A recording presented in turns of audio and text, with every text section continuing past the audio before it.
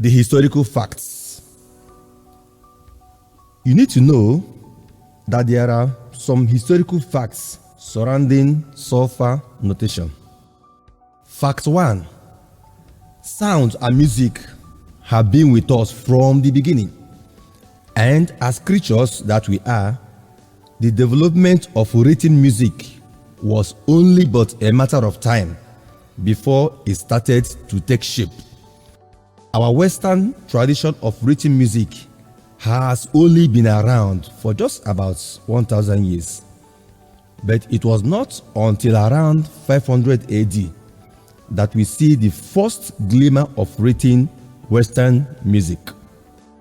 Fact 3. Boethius, a Roman poet and a philosopher who lived around 500 AD, wrote a famous Latin treatise on music, which was studied throughout the Middle Ages. In this, he used Latin letters to represent musical sounds. Fact 4.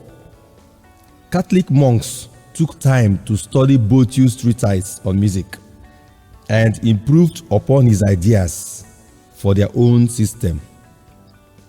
This progression gave rise to the use of neumes in written music. Neumes are signs written above the text of a song, which show notes length, pitch, and movement from one note to the next. After a while, they began to be written on, above, or below a single line. Below is an example of neume musical writing. As you can see, you see the signs that are written up above the letters, indicating how the sounds should go, whether they should go high, high-pitched, or low-pitched, or level-pitched. In fact 5, you need to be aware that around 1000 AD, many innovations came in written music. Most of these were credited to Guido of Arezzo. He was a Benedictine monk who was thrown out of his monastery for his radical innovations in music.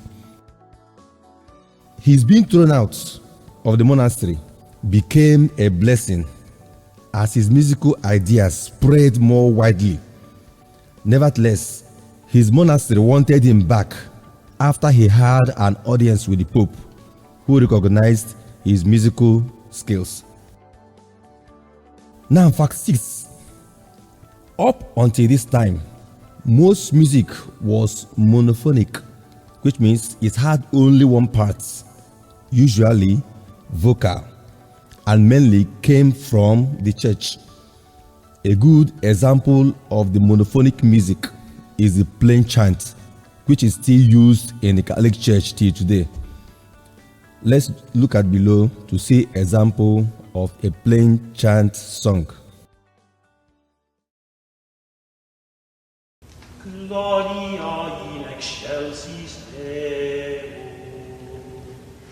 et in terra pax omnibus bone voluntatis laudamus te, benedicimus te, adoramus te, glorificamus te, gratias agibus tibi, prote magnam gloriam tuam.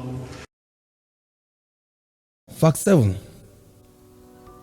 Solfeggio or solfa is a system of denoting or representing pitches of a musical scale by the use of syllable, which means that it uses syllables to represent musical notes.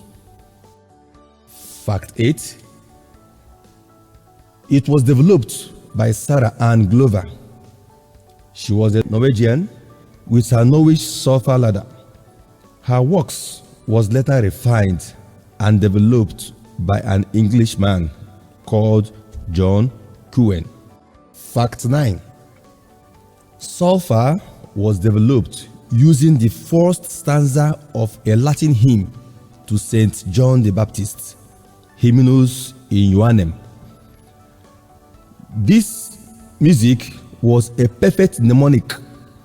That is, mnemonic means a good reminder for the scale's ascending notes. Each of the successive lines in the hymn begins on the next scale degree. Solfa then was derived from the first syllable sung on each line of the hymn. This became the different pitch levels upon which notes are based. Now let's look at that hymn to Saint John the Baptist. The lyrics say, Ut quiant lasis, resonare fibris, mira gestorum, famuli tuorum, solve polluti, labi reactum, sancte Ioannes.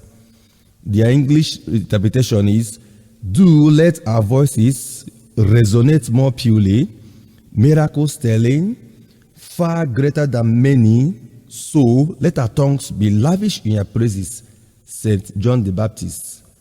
Now let's hear the song and see the progression, the successive progression of the notes.